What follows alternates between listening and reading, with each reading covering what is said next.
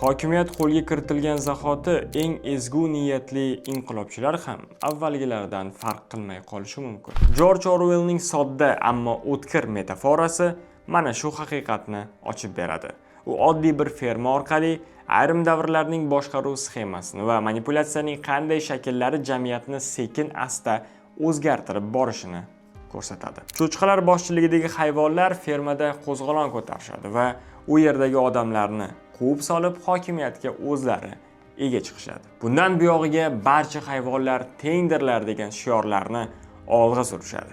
Ammo vaqt o'tgan sari bu narsalar, ya'ni erkinliklar va tengliklar sekin-asta o'z ta'mini yo'qotib boradi va kimlar uchundir o'sha tenglik yaqin, kimlar uchundir esa uzoqlashadi. Kitobni tugatganingizda bir savol paydo bo'lishi mumkin. Biz erkinlikni qay payt yo'qotamiz? U bizdan ochiqchasiga tortib olingandami yoki asta-sekin odatiy holga aylanib borganida? Mutolaa davomida qandaydir dejavyular sodir bo'lishiga tayyor turing. Ammo asarning ichiga, uning falsafasiga juda ham sho'ng'ib ketmang. Bu kayfiyatingizga yomon ta'sir qilishi mumkin. Olxonni o'qiganlar fikringizni izohda kutaman. O'qimaganlar esa tezroq o'qish kerak.